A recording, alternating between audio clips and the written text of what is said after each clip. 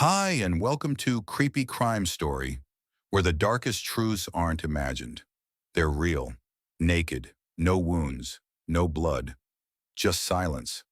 That's how we found her, on the side of a Houston road the day after Thanksgiving. And somehow, the horror hadn't even begun yet. November 28th, 2020. A sanitation worker on his routine morning route spotted what he believed at first was a mannequin discarded in the brush off Red Hall Lane. Upon closer inspection, he stopped his truck, stepped down, and realized he was looking at a human body. Female, no clothing, face down, no visible injuries, no sign of a struggle, no blood trail. It wasn't a traffic incident. It wasn't a robbery gone wrong. It was something far colder. Houston PD was dispatched immediately. The body was officially identified within hours as 26-year-old Alexis Lee Sharkey, a prominent social media influencer and product representative for a beauty brand based in Florida. Her name had already been mentioned in multiple missing person reports filed by friends earlier that same day, although her husband had not yet reported her disappearance. That detail would become relevant later. Alexis's public persona was polished and highly curated, 21st century influencer perfection. Thousands followed her on Instagram. Her content was primarily focused on wellness, beauty, and travel, giving little to no hint of personal conflict. But by Saturday morning, that curated feed was no longer just lifestyle content. It had become evidence. The responding officers noted a disturbing forensic anomaly. The body was completely clean. No soil, no grass, no blood. Not even a bruise visible to the naked eye. Yet the body had clearly been placed on a roadside embankment, not dumped from a vehicle. No drag marks, no signs of hasty disposal. Whoever placed her there had done it with care and control. The medical examiner's team transported the body for a full postmortem. Preliminary external inspection showed no obvious injuries or signs of external trauma. Toxicology results were pending, but something about the stillness of the body and the absence of defensive wounds suggested something intimate, something calculated. By that evening, HPD Homicide launched a formal investigation. The apartment she shared with her husband, Thomas Sharkey, was sealed for inspection. Detectives made initial contact with him early the next morning. Here's where the first cracks appeared. Tom Sharkey, age 49, told investigators that Alexis had stormed out of the house around 6 to 1 p.m. the night before, following an argument. He said she just needed to cool off and assumed she'd either gone to a friend's or gotten a hotel. When asked why he hadn't reported her missing, he stated that she had done this before, walked off for a few hours after fights, only to return later. But that version of events didn't line up with what her friends were saying. According to multiple text threads recovered from Alexis's phone and from witnesses, she had plans to meet two friends for dinner that Friday night. She never showed up. One of them, a close confidant, told detectives Alexis had been increasingly fearful in recent weeks. Her last text before going silent read simply, "If something happens to me, it's not an accident." Digital evidence began to accumulate. Her phone stopped transmitting data at precisely 6:32 p.m. on November 27th. Cell tower records placed her last ping in proximity to her apartment complex. Her smartwatch, still paired with her phone, ceased movement shortly after. Despite Tom's insistence that she left on foot, no surveillance footage showed her leaving the building. None of the neighbors reported seeing her exit. The couple's SUV, however, was spotted leaving the parking structure later that night, roughly 11:45 p.m., and returning around 3 a.m. No GPS data was immediately available. The vehicle was older, not factory-equipped with tracking software. The Sharkeys did not own any home surveillance devices. However, two municipal traffic cameras captured a matching SUV near the location where the body was discovered. Time stamped at 2:58 a.m. The route aligned, but it wasn't definitive yet. In homicide work, proximity alone doesn't make a suspect, but in this case it began to raise red flags. Autopsy results came in 3 days later. Cause of death, manual strangulation. No hyoid fracture, but hemorrhaging consistent with sustained pressure. Time of death, estimated between 9 p.m. and midnight, November 27th. There was no evidence of sexual assault, no signs of blunt force trauma, no drugs found in her system, and most notably, no defensive wounds. This wasn't an attack from a stranger. This was someone she knew, someone she didn't expect to kill her, someone close enough that she didn't fight back. That realization reframed everything. This wasn't just a suspicious death. It was murder. Deliberate, personal, and planned. At this point in the investigation, there were no formal suspects, but the focus was narrow. Investigators requested voluntary interviews from all known contacts, starting with those closest to her. Friends described a woman living two lives. Online, she was upbeat and thriving. In private, she was unraveling. Several said she had been planning to leave her husband. One friend even provided a lease agreement, unsigned but prepared, for an apartment in her name, set to begin December 1st. That lease would never be used. The forensic evidence was aligning too cleanly. Sometimes that's the problem. In real-world homicides, mess and chaos are the norm. When it's too clean, it's not because the person panicked. It's because they planned. By the end of the first week, HPD Homicide had secured digital warrants for the Sharkies' electronic devices and phone records. The physical evidence from the vehicle had not yet yielded a smoking gun, but there were still layers to peel back. Alexis's online presence remained frozen. Her last post was the day before Thanksgiving. The comments filled up quickly. "Where are you? Is everything okay?" And then when the news broke, they turned into tributes. The irony of it sat heavy with one of the detectives. "She spent years making herself visible," he said, "and when she disappeared, no one who knew her online could help us find her. But the people who knew her offline, that was where the story would turn." By the time the autopsy confirmed strangulation, investigators had already turned their focus to Alexis Sharkey's digital life. In cases involving influencers or public figures, the usual layers of secrecy are often harder to maintain. But what detectives found was not the full story laid out in plain sight. It was the absence of expected behavior that raised the first alarms. Her last Instagram story, posted at 3:01 p.m. on November 27, 2020, showed a filter-heavy selfie and a short caption: "Holiday detox." No further updates followed. For someone who typically posted 3 to 5 times a day, this sudden digital silence was significant.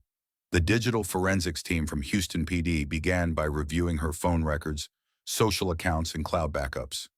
Alexis's iPhone was recovered from her apartment, still charged, still functional.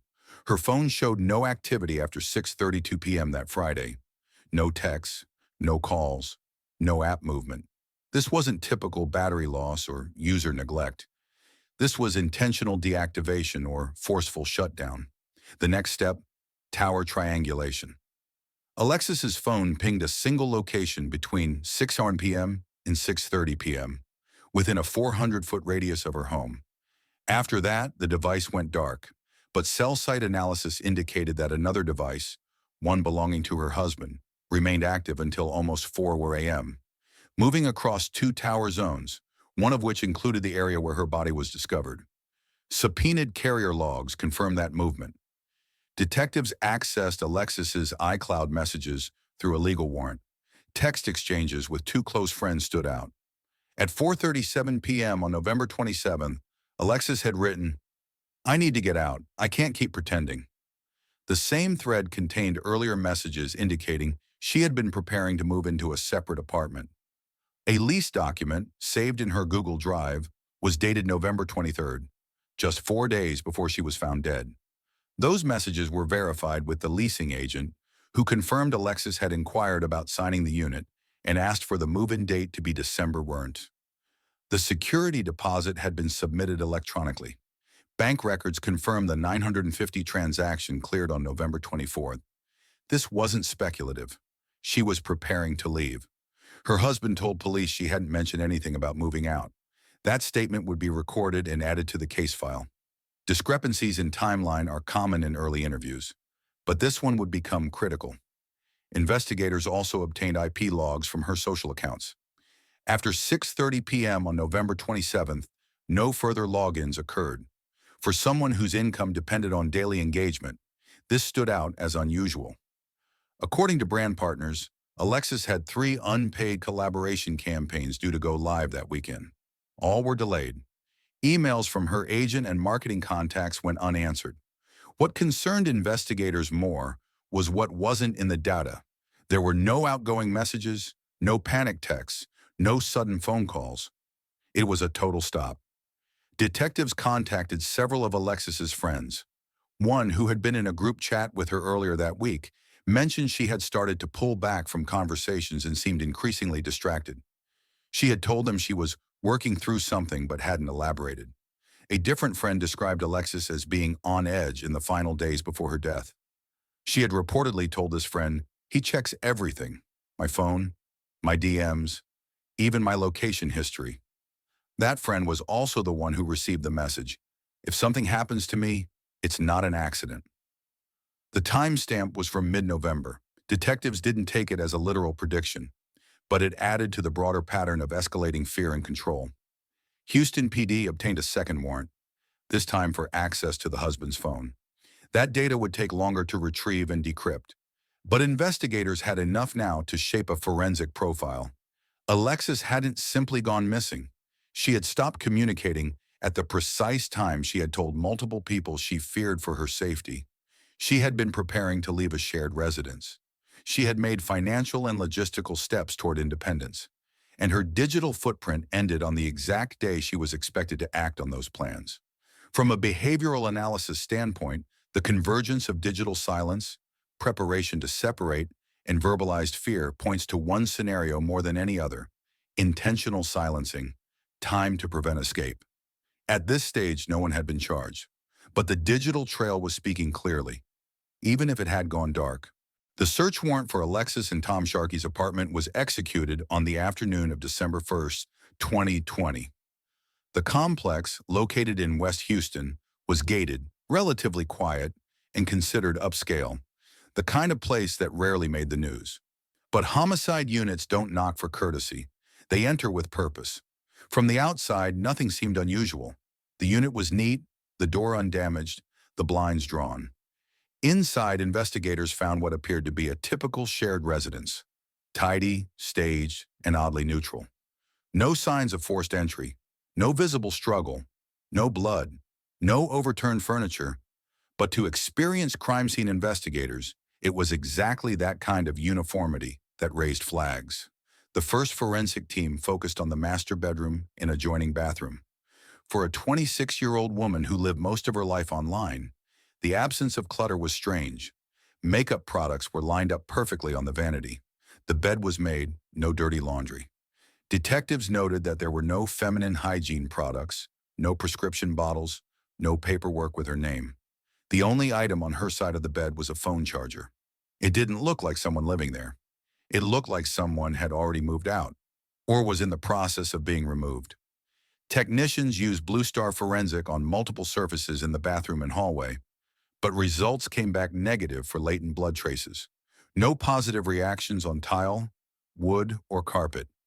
The team documented that the floors appeared recently steam cleaned, more than once, as confirmed by the scent of a citrus-based solvent still lingering in the air. Detectives noted that in cases involving intimate partner homicide, over-sanitization isn't just housekeeping, it's preemptive damage control. The living room presented its own anomalies. Alexis's purse sat on the counter, car keys, wallet, and driver's license inside. Nothing was missing. Her iPhone was on the kitchen table, face down, fully charged and undisturbed. A digital forensic expert later confirmed the screen lock had been disabled manually and reactivated, suggesting someone had accessed it after 6:30 p.m. on November 27th, the last verified time she was active. The couple's bedroom closet told a more complete story. Investigators documented that a large rolling suitcase was missing, along with multiple pieces of Alexis's outerwear. However, none of her personal documents, birth certificate, tax records, or health insurance were present anywhere in the unit. Detectives had seen this before: a woman preparing to leave who had packed a getaway bag days earlier. The problem? That suitcase was never recovered. The apartment's HVAC vents and trash chute were checked. Nothing. Surveillance footage from the complex exterior gate showed the SUV leaving at 11:45 p.m. on November 27th, returning at 3:01 a.m. No additional foot traffic, no third-party visitors, No other door entries or exits registered on the building access logs. Only one key fob, assigned to Tom Sharkey, had been used during that window. When questioned again, Tom maintained that Alexis left on foot after an argument around 6:01 p.m. He claimed he remained home, assumed she would return, and didn't follow up when she didn't. Detectives found this inconsistent with both the surveillance timeline and the digital silence that followed. If Alexis had left voluntarily, why take nothing with her? Not her phone, not her ID, not her car. And why did Tom's vehicle match the route and time frame that placed him just blocks from where her body was found? Houston PD requested access to the vehicle. No visible damage. Clean interior, vacuum floors, no traceable dirt. But forensic analysis retrieved a single light blonde hair wedged between the front passenger seat and center console. Preliminary mitochondrial testing confirmed a probable match to Alexis. That strand became the only physical trace placing her inside the SUV after her phone activity ended. At this point, investigators faced a procedural bottleneck. There was no eyewitness, no confession, and no blood. But the digital and physical indicators, clean apartment, staged interior, missing items, GPS path, were aligning too precisely. The absence of a crime scene was the crime scene. One detective wrote in his field notes, "Too perfect. That's not how grief looks. That's how planning looks." A second wave of forensic investigation focused on plumbing and water systems. The Houston Crime Lab performed residue analysis on sink drains and shower traps. Trace amounts of oxidized hemoglobin were found in the master shower drain, consistent with blood diluted under heavy water exposure. It wasn't enough for DNA typing, but it confirmed one thing: something had been washed away. Forensic accountants were also brought in. Alexis's banking records showed no debit card use after the 27th. Her final charge was a meal ordered via delivery app. Time-stamped 5:41 p.m. Security camera footage from the delivery driver showed Alexis answering the door. That was the last time she was seen alive. The apartment wasn't just clean, it was deliberately neutralized. For investigators, this shifted the working theory from disappearance to containment. Whatever happened to Alexis didn't happen far from home. And for the first time, the team considered this: Alexis never left the apartment alive. Once the apartment sweep confirmed Alexis likely never left the unit alive, investigators turned their attention to movement mapping, a technique combining cell tower pings, surveillance footage, and known geospatial data to reconstruct where the suspect traveled in the critical hours surrounding the homicide. This was no longer about whether foul play occurred. It was about tracing the body's journey from a quiet apartment to a roadside ditch off Red Hall Lane. The first data stream came from cell tower triangulation. At 11:45 p.m. on November 27th, the couple's white GMC Yukon was recorded on the apartment complex's exit camera. No one else entered or exited the unit afterward. Investigators already confirmed that Alexis's phone had gone dark hours earlier, at 6:32 p.m., with no further activity. Her smartwatch, which often synced steps, heart rate, and location data, stopped transmitting at approximately the same time. Her phone never left the home Wi-Fi network, but her body had. The SUV, registered to Thomas Sharkey, showed up on two municipal traffic cameras between 11:58 p.m. and 12:17 a.m., heading westbound on Interstate 10. The images were time-stamped and geotagged, providing a clear direction of travel. At 12:43 a.m., a third camera picked up the same vehicle near Eldridge Parkway, less than 2 miles from the eventual dump site.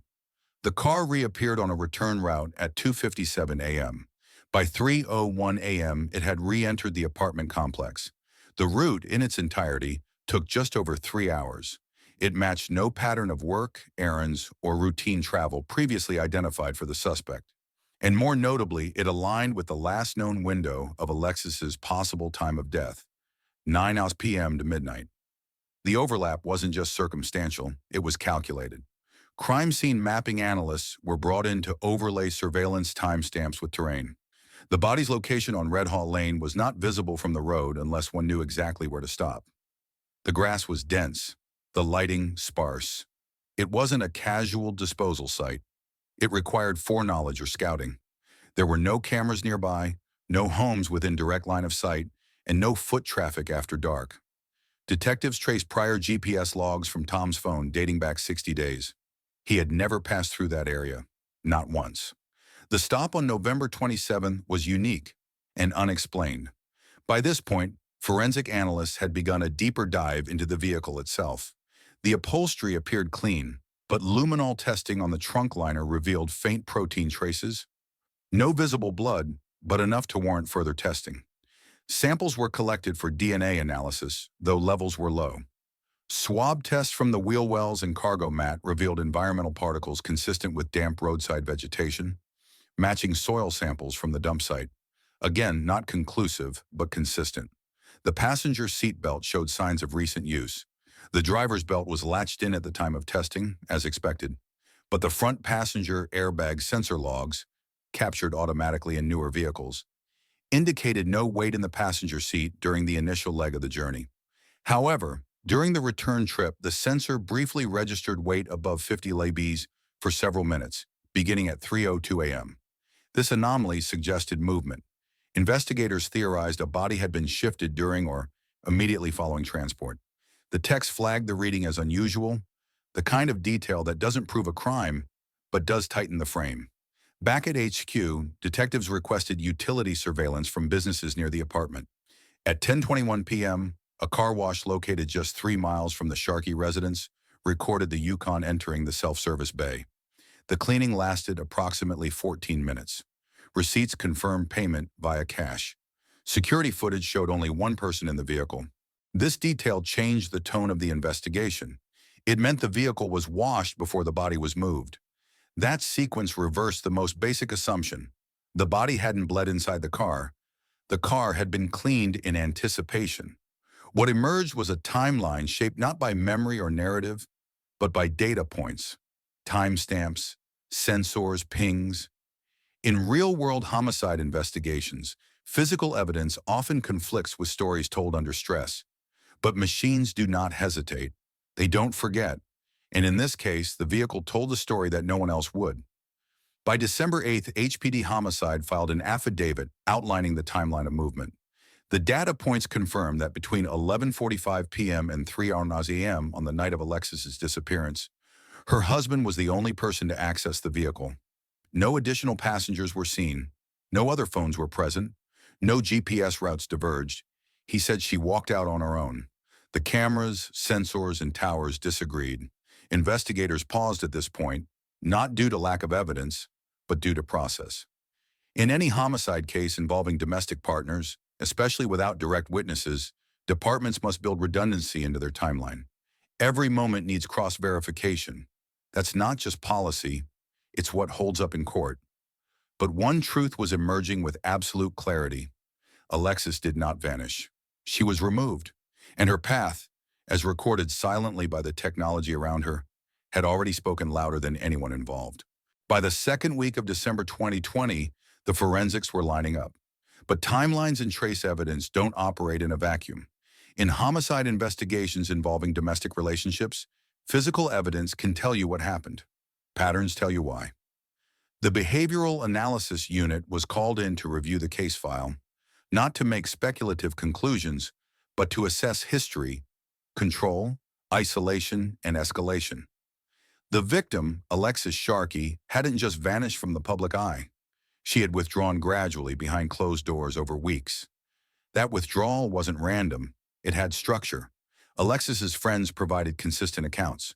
In group messages throughout October and November, Alexis had reduced participation. Social meetups were missed. Text replies slowed. One friend said she began using phrases like, "I can't talk freely," and "he gets angry if I leave without saying why." These weren't dramatic statements. They were quiet indicators of controlled behavior, subtle shifts that tend to show up just before the point of separation. In the case file, investigators logged that Alexis had researched new apartment leases starting mid-November. She had paid a deposit. That was documented in Chapter 2. What hadn't been discussed yet was her final call to a leasing agent on November 25th. It lasted less than 3 minutes. She confirmed a December 1st move-in date. Her voice was flat but composed. No background noise. No hesitation. Domestic violence cases, particularly those involving no prior police reports, often follow similar behavioral arcs. Victims don't always call 911. They adapt first. They shrink their schedules, filter what they share, and minimize conflict. The BAU reviewed social media posts going back 6 months. They noticed something often overlooked by the public. Alexis's husband appeared in fewer and fewer photos, then none at all. The post became more brand-friendly, less personal. It was a shift towards survival, not aesthetics.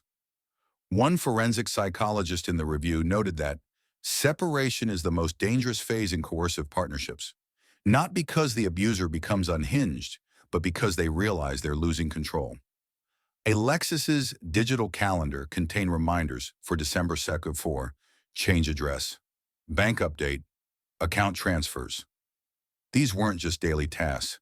They were departure points, scheduled exits. They never happened. Back in the homicide unit, investigators cross-checked credit card logs. Thomas Sharkey had made 5 consecutive purchases in late November, all from home improvement stores, all paid in cash. One item stood out: heavy-duty contractor trash bags. The timestamp, November 26 at 4:09 p.m., the day before Alexis went silent.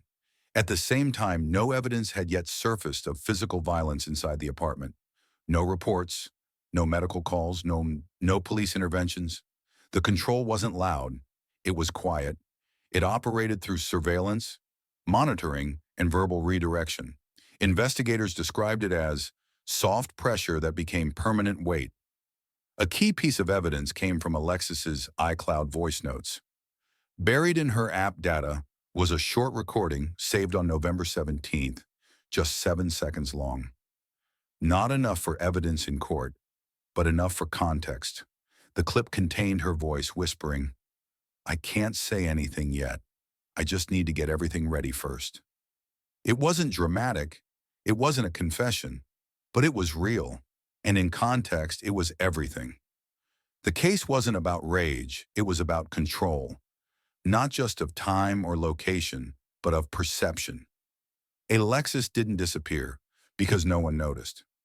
She disappeared because someone worked hard to make it seem like she left on her own. And for those who saw the signs, friends, colleagues, casual observers online, none of them missed her because they didn't care. They missed her because controlled environments are designed to conceal what's breaking down inside them. By September 2021, nearly 10 months after Alexis Sharkey's body was found off Red Hall Lane, the investigation had reached its legal threshold. The evidence, digital, physical, environmental, and behavioral, formed a timeline with no viable gaps. The Homicide Division, in coordination with the Harris County District Attorney's Office, prepared the warrant. It was signed on September 29, 2021.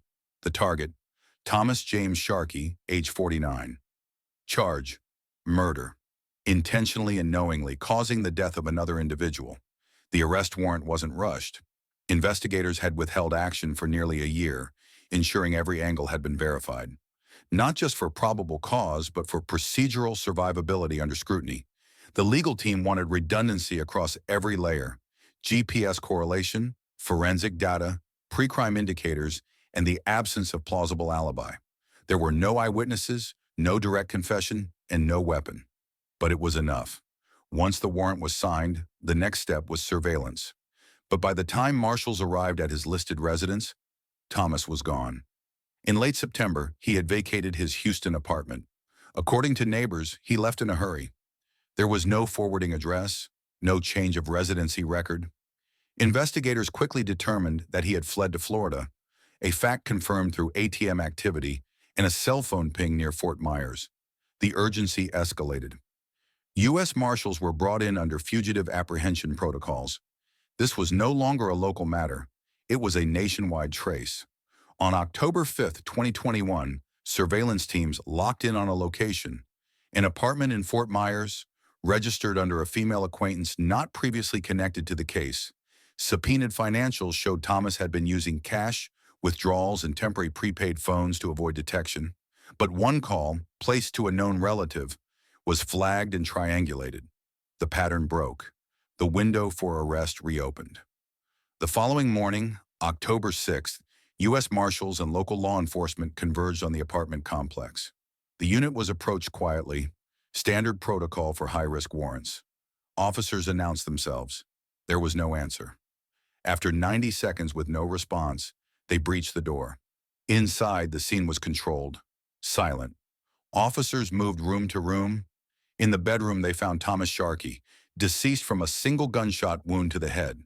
The weapon, a registered firearm, was recovered beside his body. Ballistic analysis confirmed it was fired at close range. No one else was present. The suspect had taken his life before law enforcement could execute the arrest. For homicide detectives, the moment wasn't closure. It was interruption. The case they had built, layer by layer, would now never face judicial review. There would be no cross-examination, no formal confession, and for Alexis's family, no direct confrontation. The Houston Police Department held a press conference that same afternoon. In it, lead investigators publicly stated that, based on all available evidence, Thomas Sharkey was the sole person responsible for the death of Alexis Lee Sharkey. No other suspects existed. No accomplices had been identified. No indications of outside involvement were found during the full year of investigation. Legally, the case was marked exceptionally cleared. A designation applied when a known suspect dies before being prosecuted. But for those involved, the designation didn't remove the weight of the loss. It didn't erase the questions. In the days following the announcement, community reaction was divided. Some pointed to the tragic nature of two lives ending. Others expressed frustration at the lack of courtroom accountability. But from a forensic and procedural standpoint, the case had reached its final point. There would be no indictment, no trial, only record. For Alexis's family, justice had taken a route they hadn't chosen. But the truth, as determined by evidence, not emotion, was recorded, confirmed, and closed. Cases like this are reminders that homicide doesn't always end with a gavel. Sometimes it ends in silence. Sometimes it leaves a gap that no amount of documentation can fill. And in that space, all we can do is preserve the truth as clearly and precisely as the evidence allows. The official case file for Alexis Sharkey was closed on October 6, 2021, the same day Thomas Sharkey's body was found in Fort Myers, Florida. The cause of death was ruled suicide. No charges were ever filed. No courtroom ever convened. No testimony was ever heard. But legally, the Houston Police Department had what it needed. All available evidence, physical, digital, behavioral, pointed in a single direction. With the suspect deceased and no co-conspirators identified, the classification became exceptionally cleared. For investigators, that term means the responsible party has been confirmed, but can no longer be prosecuted due to death. For the public, the word cleared often leads to confusion. Cleared does not mean resolved. It means archived. It means moved out of rotation. What followed was a familiar but difficult phase: public reaction without judicial closure. In the days after the press briefing, thousands of posts circulated online. Some expressed relief. Others expressed frustration that the suspect would never be cross-examined, never face the legal system. But for Alexis's family and for those who had watched the slow unraveling of her life in the background, there was one central question. What is justice when the process stops short? The district attorney's office released a summary memorandum stating that had Thomas Sharkey lived, charges of first-degree murder would have proceeded. The statement detailed the evidence: cell tower mapping, surveillance logs, forensic findings, and premeditation indicators. It confirmed that Alexis had planned to leave, that she had communicated fear, that she had been preparing for independence, and that the timeline of events, from her digital silence to the disposal of her body, left no room for an alternate theory. But the absence of trial created an absence of narrative control. Without formal prosecution, no jury would hear the facts. No cross-examination would test them. What was known would stay within a case file, not in a courtroom. From an investigative standpoint, the Sharkey case became a closed loop. Evidence could no longer evolve. There would be no post-conviction appeals, no DNA rebuttals, no recanted testimony, just documentation. In a digital age, that permanence matters, not because it removes doubt, but because it becomes the only form of accountability left. Alexis's case was not the first domestic homicide to end without trial. According to FBI statistics, over 30% of intimate partner homicides in the U.S. involve a suspect who dies before prosecution, through suicide or other causes. In such cases, the justice system pivots from legal resolution to institutional truth-telling. It becomes less about punishment and more about ensuring the story doesn't vanish. Following the case closure, Alexis's family released a statement through a designated spokesperson. It focused not on blame, but on awareness. It highlighted the importance of recognizing coercive control, the non-physical signs of risk that often precede violence. It urged others to document, to confide early, and to understand that abuse can be invisible long before it turns fatal. There was no memorial service televised, no televised confrontation. But Alexis's story reached far, not because it was sensational, but because it was ordinary until it wasn't. She represented a demographic often overlooked in homicide statistics: young, educated, socially visible, and still vulnerable. Law enforcement agencies reviewing the case later used it in internal trainings focused on identifying silent risk factors: the absence of prior police calls, the lack of visible injury, the clean home. These became markers in future cases, not of innocence, but of meticulous concealment. The system, in its final form, documented everything: Alexis's autopsy, her digital footprint, the warrant affidavit, the route mapping, the sealed scene in Fort Myers. Each report contributed to a record that may not have led to sentencing, but still mattered. Because recorded truth, even without legal consequence, becomes part of institutional memory. It prevents repetition. It creates precedent. There's a line in every homicide case where facts stop moving forward. The Sharkey file reached that point on page 178 when the words "case closed due to suspect deceased" were typed into the summary sheet. But that phrase doesn't remove the impact. It doesn't erase the cost. When a homicide case closes without trial, it doesn't disappear.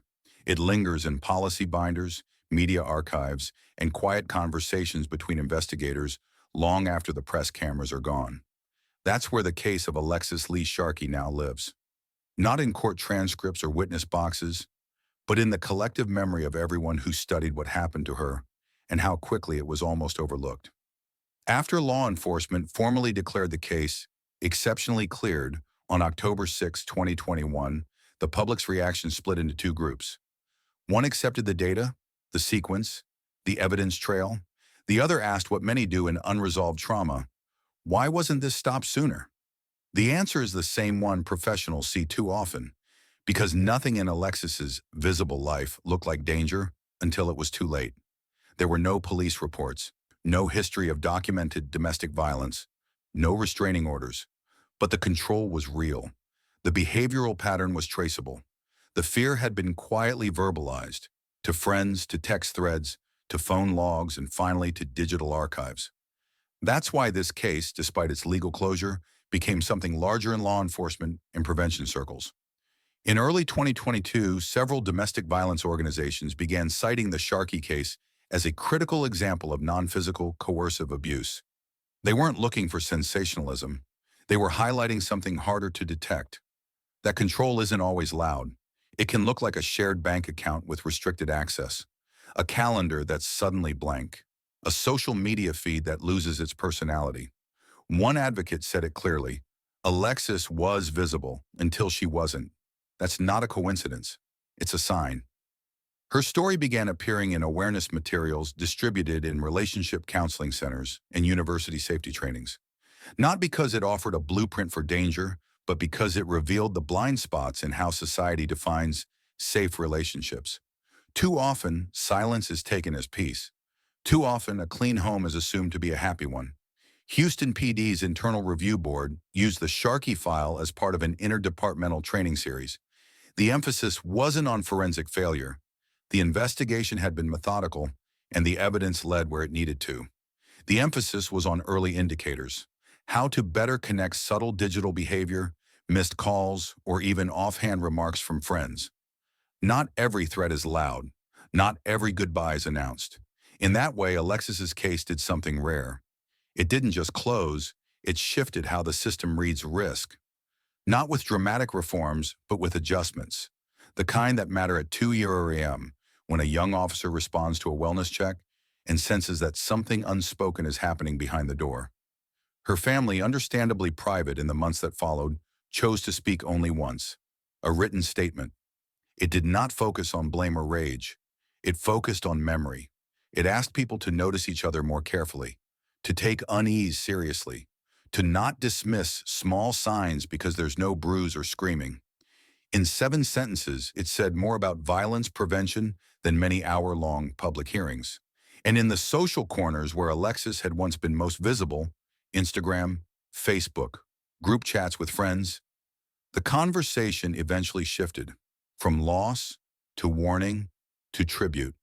Not performative grief, just recognition that someone many admired, envied, even emulated, had been in trouble and tried, quietly, to escape. There are no dramatic photos of courtroom justice here, no sentencing, no verdict, just a sealed apartment, a recovered vehicle, a digital silence, and a final ride recorded by traffic cameras. But that is what makes this story resonate, because it reflects something uncomfortably common: how the most polished surfaces can hide the most imminent collapse, how someone can live in public and suffer in private, and how quickly the latter overtakes the former when no one is watching close enough. The final police report is just under 200 pages. It contains no conspiracy, no twist ending, no mystery suspect. It ends with the name of a man who ended the process himself before he could be handcuffed. But the power of the file isn't in how it ends. It's in how it's used now. True crime, at its best, is not voyeurism. It's documentation. It's memory. It's how a tragedy becomes prevention. Not by replaying trauma, but by insisting it isn't repeated. Alexis Sharkey's story did not get its courtroom, but it did get its record. Her final months were hidden in data points. Her final hours were traced through digital routes. But her legacy, like every well-documented case, now lives in the space between headlines, in how institutions train, in how friends listen, and in how the next Alexis is heard in time. Because behind every solved case is one that was nearly missed. And what remains after the file closes is whether anyone learned enough not to miss the next one. And now, as we close this case, I want to leave you with something beyond the headlines. If there's one thing I've learned from telling stories like Alexis's, it's this: danger doesn't always come with warnings. Sometimes it hides behind a smile, a filtered photo, or the quiet of a locked door. So if you're watching this, please check in on your strong friends, your smiling friends. Sometimes they're the ones needing help most. What are your thoughts on this case? Do you think we're doing enough to recognize the silent signs? Let me know in the comments where you're watching from, or if this story moved you in any way. And if it didn't, I'd love to know why too. Let's keep this conversation alive. If you found this video meaningful, please subscribe to the channel so you won't miss the next case.